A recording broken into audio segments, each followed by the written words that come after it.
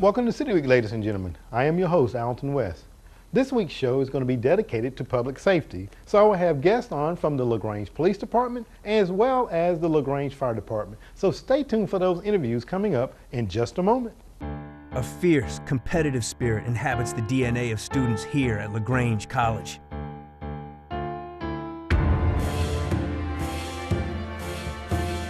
"16 NCAA Division III teams, inspiring coaches, and some of the best facilities in the Southeast. Athletic, spiritual, and academic experiences. Discover more at lagrange.edu/transform.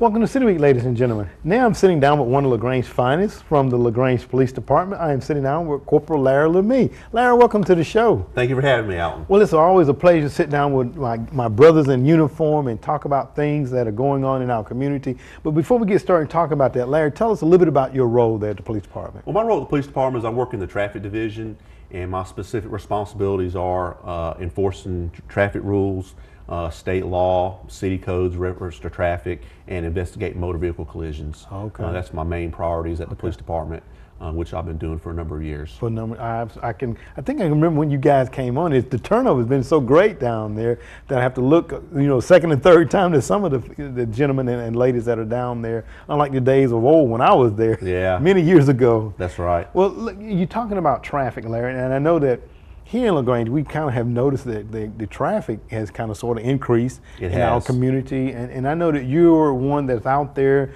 and kind of see some of the things that are happening, that are going on. And as we enter into the summer months, it is so important that everyone, kind of obey the traffic rules and laws and things of that nature. That's correct.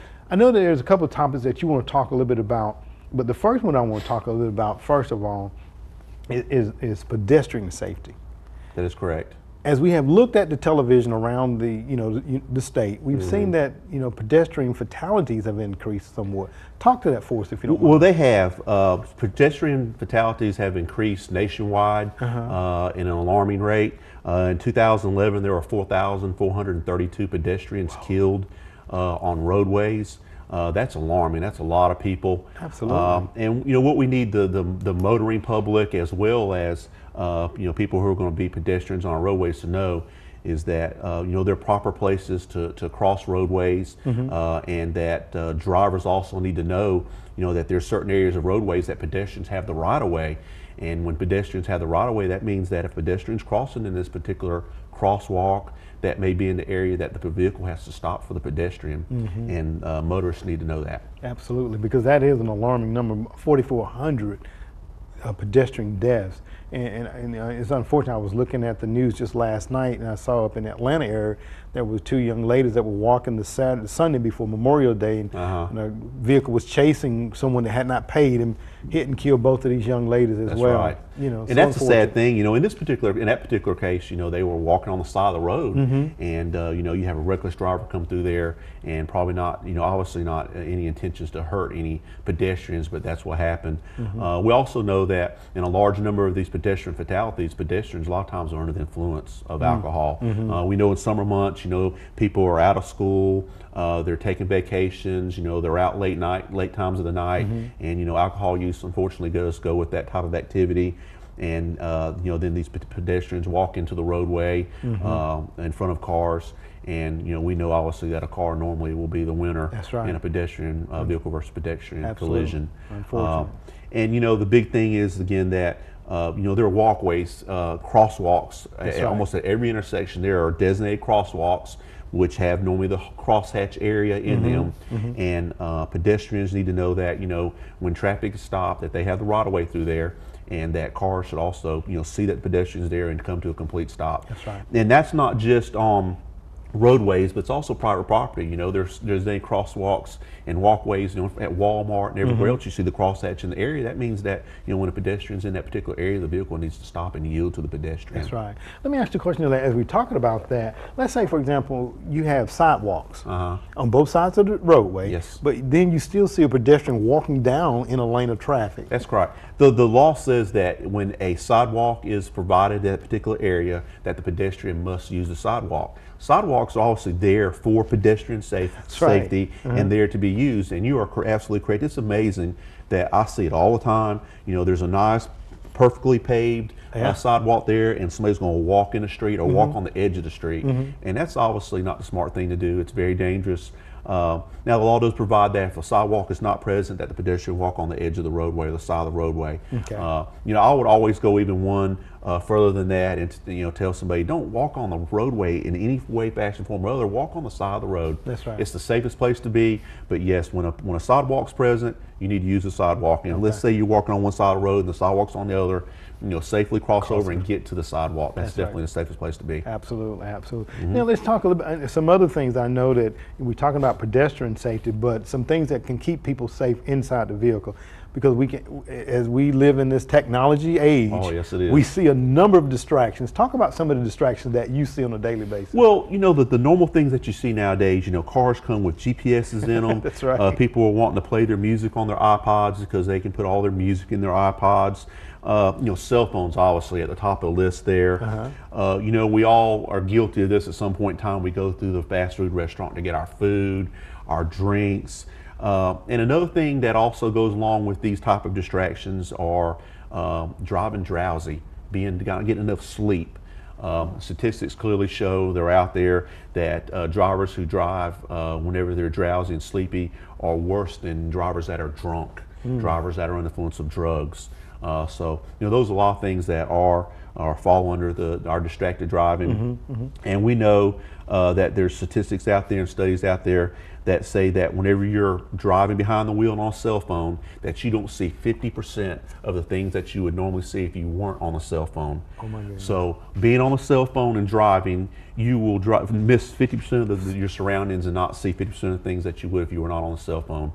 And when you think about that, that's very dangerous. That's very dangerous. Very and Lord, dangerous. that ought to open your eyes that's up. Right. And you think that it's just innocent. Maybe I'm on a hands-free even. Hands-free still, your mind is associated with that phone call, right. and it just tunes out your Everything. surroundings. And that's very dangerous also when we're driving that vehicle down the roadway. Absolutely. And when you talk about, you made the analogy a moment ago, vehicle versus pedestrian. That vehicle's always going to win. Right. When two vehicles collide together, who knows the impact of what happens there? That's right. You have to look at, a vehicle weighs 3,500 pounds. You got two vehicles. That's a 7,000 pound impact. That's right. I mean, that's a lot of forces going against each other. And an object in motion wants to stay in motion against your body. And when those two vehicles collide, and come to an abrupt stop, that's where you get your injuries from. That's right. On a person, even though you may have seatbelt on and airbag, which are all great safety features. Don't get me wrong. Injuries still can and death still can happen. That's right. So you have to keep that in mind. Let's talk a little bit about a couple of things that are happening too in our area. We're talking about summer coming up. We're probably going to have a lot more young people that have just graduated high school, teenagers that are going to be out driving. Talk about the type of class license that they hold and what that means to them as drivers. Well, Georgia has what's called the Teenage and Adult Driver Responsibility Act, or TADRA. It's a graduated 3-step license program that was implemented several years ago. This program was initiated in response to a very high number of new driver traffic fatalities, and the study showed that drivers that drive late hours of the night or have a bunch of friends in the car, that the studies showed that the fatalities when they were new drivers that had those conditions present were way up. So Georgia has this graduated driving program, and a specific one that I really would like to talk about that most teenagers have is what we call the Class D license. It's an intermediate license. It's in between your very first runner's license and in between your normal regular Class C license. Okay. And what you see, the Class D license are for kids 15 to 18 years of age, and whenever these kids have, or I say kids, teenagers, right, okay, we were all that one time. That's right. Teenagers have Years these ago. these teenagers have these Class D license. The law is very specific that says that they cannot drive between the hours of midnight and 6. Very specific, because we know that studies showed that between the hours of midnight and 6, most kids that were involved in a fatality wreck, that was the time frame that this wreck happened. So, and there's no exceptions to that. Parents and drivers, keep that in mind. Even if you're just getting off work, the law says that you can't drive between midnight and 6. Okay. So keep that in mind. Another big thing that's also part of that is that during the first 6 months that a driver gets this Class D license, they cannot have any non-family member passengers in the car. And what you see is, these teenagers get these new licenses, they load all their friends up, hey, I got a new car. Excited about it, right? And they go riding around town. And the reason for that is distraction. Here we talk about distracted driving again. That all the friends, distracting to the driver of the vehicle. That's right. And even after the first 6 months, they can only have one non-family member passenger in the car between the 6 and 12-month time period.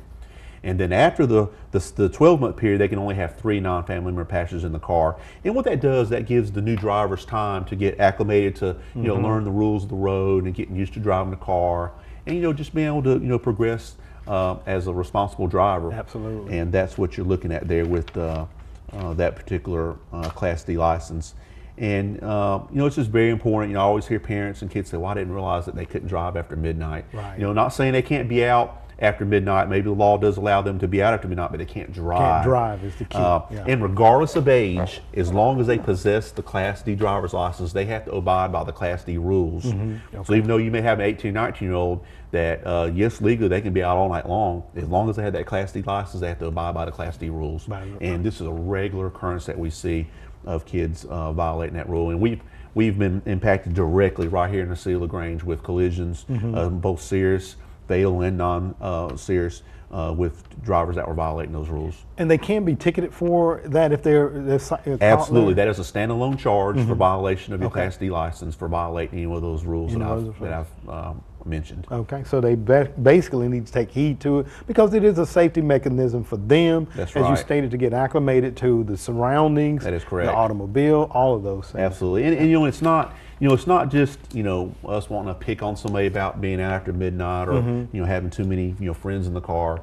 It's a safety thing. Statistics don't lie. That's right. We've had years of statistics, and they clearly prove their point every time. Absolutely. As we get ready to close out, Larry, let's talk about something that's taking place, I think, on private property, handicap parking. Talk about that real quickly. That's right. We get a lot of concerns and calls regularly for people violating the handicap parking rules, and would like for people to know that as it relates to handicap spaces, unless you possess handicap credentials, you cannot go park in a handicap space. It doesn't, and handicap, obviously they're on private property, is mostly where they're at, obviously.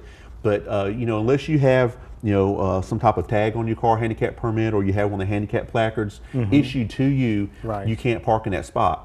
Now, the big thing that we see people do is they borrow their grandparents' car, their mom's car. They borrow a vehicle of somebody who has the credentials, and they think, well, I can just go park in this spot because I got a handicap tag on my vehicle. That's not correct. That handicap credentials are to the person who that tag or that permit's issued to. Right. Handicap parking spaces are very limited. The law says that you have to have, depending on size of parking lot, you have to have one handicap, let's say per 25 parking spaces.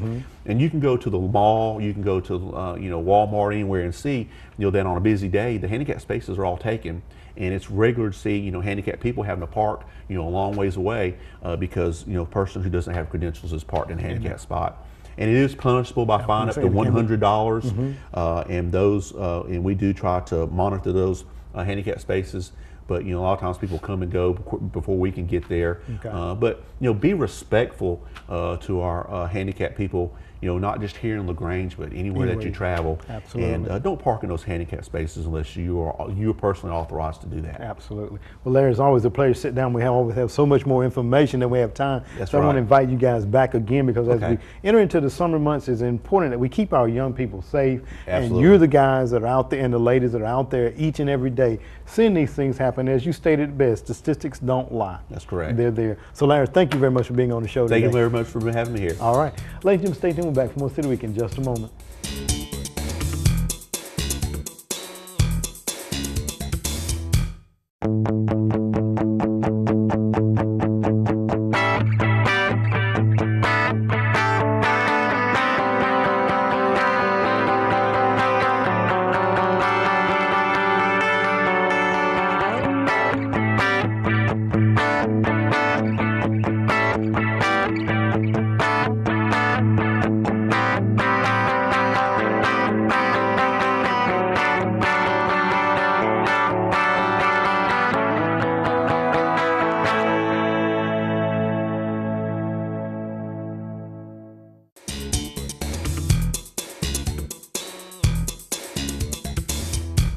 Welcome back to City Week, ladies and gentlemen. Now I'm sitting down with the men in blue. I have on from the LaGrange Fire Department, I have on Chris Taylor, and also from the LaGrange Police Department, Ricky Parks. Gentlemen, welcome to the show.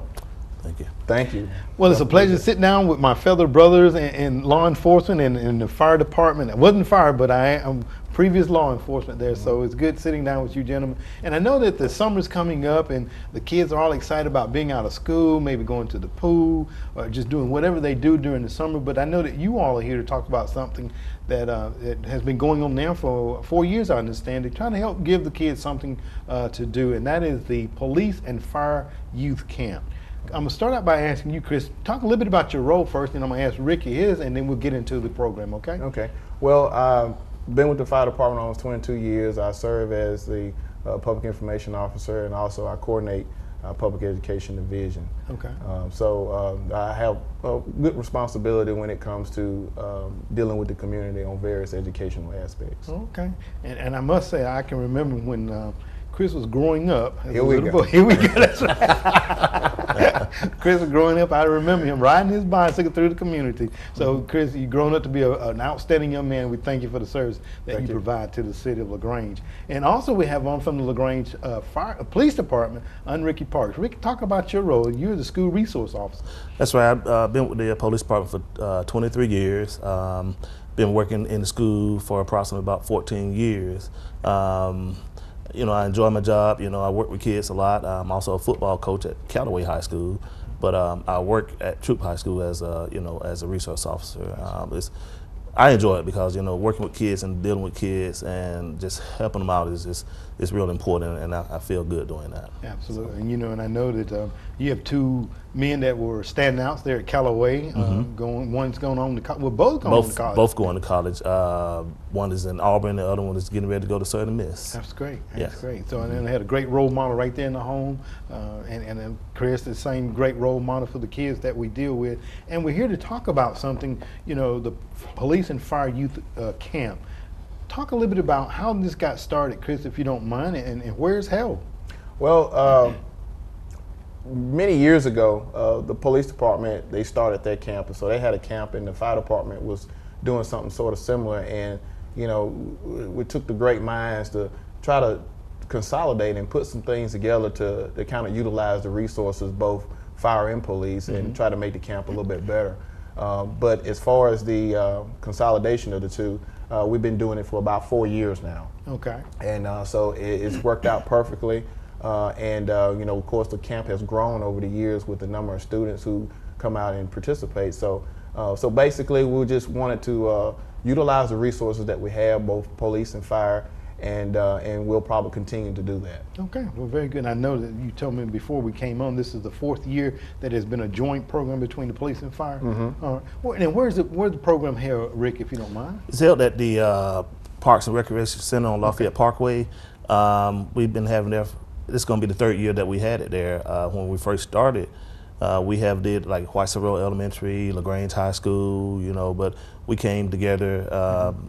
Basically, that's when we started with Chris at the fire department, and we decided, okay, well, let's get together, you know, at the rec center where we have more activities there and more things for the kids to get out and do, you know, and it's been a great success. And the guys there at the rec center has been real corporate with us for us helping out. Well, very good. You know, it's so important that we give our kids something to do during the summer, because I know a lot of times, you know, I was talking about Chris riding his bike when he was growing up. You just don't see a lot of the kids now doing outdoor activities. Right. You know, a lot of them are now indoors with the, you know, the Wii games, the PlayStation, or whatever they play nowadays. But there's not a lot of activities going on outside. So I'm very happy to see that you all are doing something. Talk a little bit about, if you don't mind, Chris, talk a little bit about some of the things that they'll be going through from the fire department's perspective. Okay, the fire department will be engaged at least 3 days out of the week of both weeks that we have the camp. Okay. One of the days we'll be actually showing the kids, you know, some of the equipment on the fire truck. Some of them may not have been exposed to it before and how it works. And then we're going to be doing some home education, fire and life safety education, because I think it's important to be able to share with them things that they need to do to protect themselves in their homes and in other environments where any type of major disaster that may occur here in our community. And then we're going to also show them how to properly use a fire extinguisher, do a demonstration with that, because fire extinguishers is a very important tool when it comes to preventing fires or putting out fires. But of course, we don't want to make anyone a firefighter by using a fire extinguisher. That's right. We just want them to know if they have to use it, how to properly use it. Right, that's correct. Well, very good. And Rick, if you don't mind, talk about from the police perspective some of the things they'll go through. And basically the same thing, like at the fire department, each division within the police department, we have K9 demonstration coming out. We'll have crime scene vans coming out, setting up demonstration. We'll have a division within the detective division for us doing a cyberbullying class. We'll have groups set up for us like a static display, to show, for us the police vehicles, the fire department vehicle, and also we got a little added attraction. Officer Berg, which also used to, be here with us. He's at the National Guard, and he's going to be bringing out one of the trucks from the National Guard to set up on a static display. We also have what we call like a DUI goggle class that we do, and the kids get a chance to go out and ride the golf cart and put on the goggles, to demonstrate, to show what it feels like, if you're out here drinking and driving, so it's a real good demonstration, along with they'll swim every day. We got a lot of games set up for them, to interact in, for us playing different type of games. So. Okay, well, very good. I mean, anytime you're talking about getting together with kids, you got to have a lot of energy. Oh, yes. So let's talk about the age group of kids we're talking about here. Right. Chris, if you don't mind, talk a little bit about the age groups for us there, if you don't mind. The first week, which the camp will start on the 16th. Okay. And that age group during that week is from age 11 to 7 to 11. And then the second week, which will be the week of the 23rd, the age group is from 12 to 16. Okay. And so the first age group, of course, they're gonna have a different perspective of things versus the older kids. So we want to make sure we cater to the smaller group on things that's on their level, and then cater to the older kids on their level as well. And one of the biggest things is not only we want them to interact, with the agencies and the things that we'll be doing with activities, but we want to also give them positive messages, and we want to empower them as well. Because I think that's a great opportunity for us to reach out to these kids, because you don't know what's going to happen or what they're going to have to deal with after the camp is over. That's right. So we want to kind of give them some positive influences while we're there as well. But as far as the age groups have been in the past, when we had 1 week, was all clumped together, and that is a logistic nightmare. So by splitting it up and having both age groups different weeks, I think it's going to be a little bit more manageable, and the kids are going to be able to learn a lot more out of it. Okay, well, very good. Now, Rick, you were talking a moment ago about having the simulation of driving under the influence, and that second week you're going to have guys or students in there from 12 to 16. Someone going to be kind of maybe getting into that learner's permit. Yeah. Do y'all have some classes that would kind of help them understand the permitting? Yeah, we do. We're going to have one of the traffic guys to come in and speak about, for us, time to get your license and, when to drive, when not to drive. And so we also have that class set up. It's going to be like a good driving class, to come in and talk about.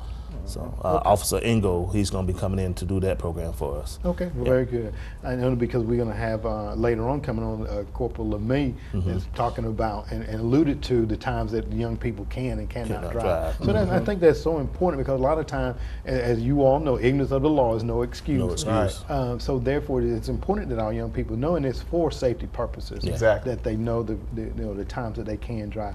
Now, we always have to ask, because there's the programs that are provided during the summer. What is the cost for the students to come to this camp? Either one of you can comment on that. It's no cost. It's no cost. It's it's funded directly by us, for us, police department, fire department. So there's no cost. Just sign up. Each week we have approximately 40 kids, that's the cutoff limit. Okay. So we got 40, per week, but it's no cost to come to the camp. Okay, well, very good. How do they get registered or anything? So if some kid is watching the program today and they say, well, I went last year, I want to get registered again, how do they do that? Either one of you guys. We have applications at the LaGrange Police Department. You can walk up to the admin desk and just ask the clerk, for application, and fill them out and leave them with the clerk. And once we get them in, we'll give you a call to let you know, you're in the camp. Oh, okay. So, just go to the police department admin and just get an application and fill it out. Okay, well, very good. So it's pretty simple process, you know, to sign up, and you know, and this is something that, you know, the kids will find out about ahead of time, you know, when the window is open for them to apply to come to the camp and things of that nature. And we understand that there's camps going on all over the community in the month of June and July and things of that nature. But hopefully, you know, the kids that come to our camp will have something that they'll be able to take away with them and be able to share it with other people who may not have the opportunity to go to the camp this year, but might be able to go to the camp in 2015. Absolutely. I can remember back in the days when we did, and I think Ricky alluded to it earlier, when we used to do the team CPA. I can remember way back when I used to do those, I would sometimes get one or two kids that would repeat. And I can remember one that was now a law enforcement officer with the LaGrange Police Department.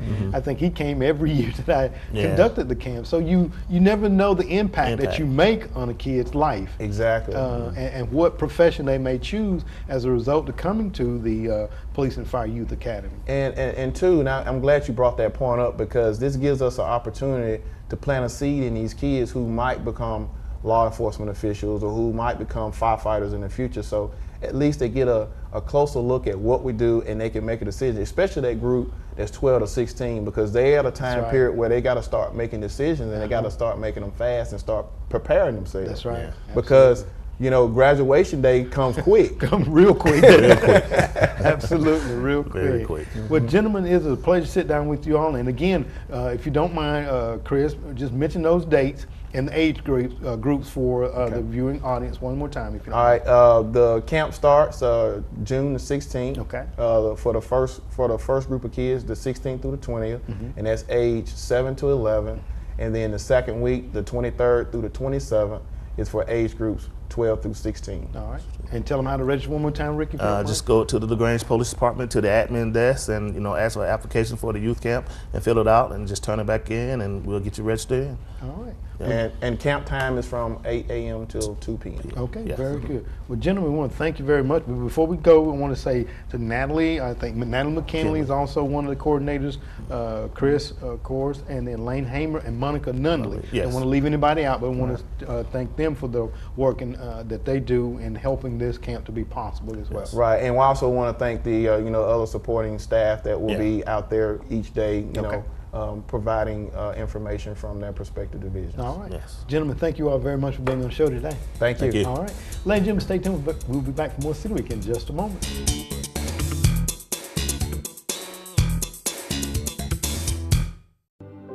At LaGrange College, your journey toward achievement may take you in many different directions. The arts, law, ministry, medicine. Experience LaGrange College, one of the South's most affordable, highly ranked institutions, and leave transformed. Discover more at lagrange.edu/transform.